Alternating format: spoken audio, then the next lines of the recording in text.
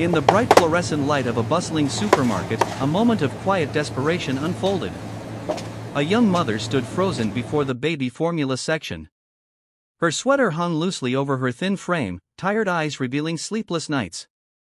Cradled against her chest was her infant in a faded blanket, while her other child tugged at her side, asking if they could go home soon. The mother reached for baby formula, her hand trembling as she studied the price. Hope flickered, then vanished. She looked at the crumpled bills in her wallet, sighed deeply, and with heartbreaking reluctance placed the can back. Behind her, a man in a tailored suit had paused.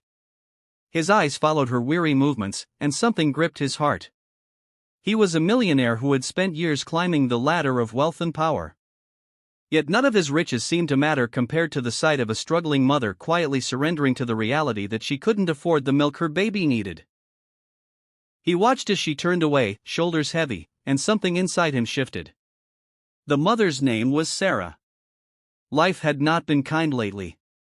Just a year ago, she had a husband, a small home, and dreams of building a loving family.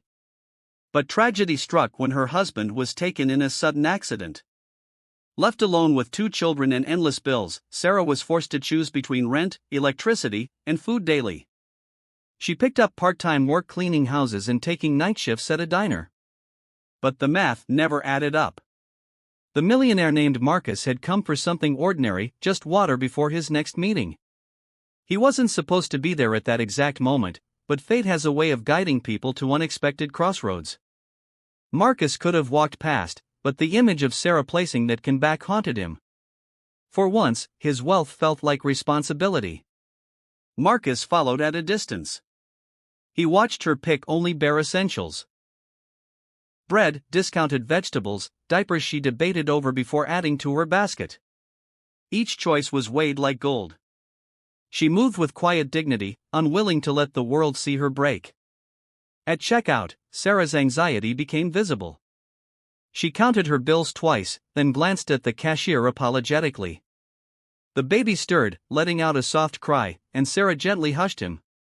Her little girl clutched her sweater hem, watching curiously.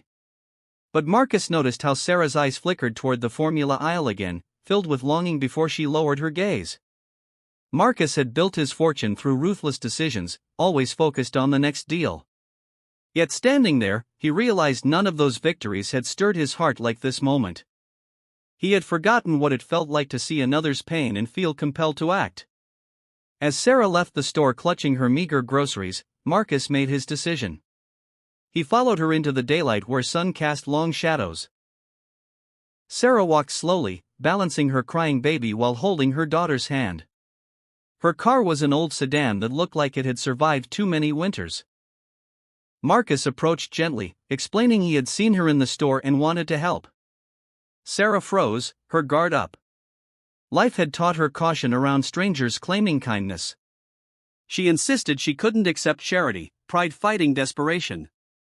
But Marcus's sincerity was undeniable. His voice carried no pity, only genuine compassion. Slowly, Sarah's resistance wavered.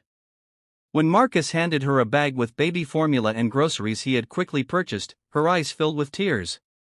That day, Marcus didn't stop there. He offered his contact information, wanting to do more not as charity, but as giving back. Over following weeks, Marcus stayed true to his word.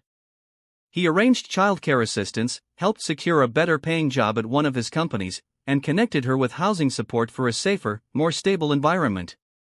The transformation didn't happen overnight, but step by step, Sarah rebuilt her life. She could finally sleep without crushing anxiety about feeding her children. Her daughter laughed more freely. Her baby grew stronger, and hope returned to their home. But Marcus himself changed too. For years, he had lived where success was measured by profit margins and accolades. Yet through Sarah and her children, he discovered richer success, the joy of making a difference. He visited often, not as benefactor, but as friend. He played with Sarah's daughter and marveled at the resilience Sarah carried in her quiet strength. One evening, watching Sarah rock her baby on the porch of her modest new home, Marcus realized the greatest wealth he had ever gained wasn't in his bank account. It was in that moment of connection, knowing that kindness could change a life forever. Because kindness costs nothing, but its impact can be everything. Sometimes all it takes is one moment, one act, to change someone's life forever.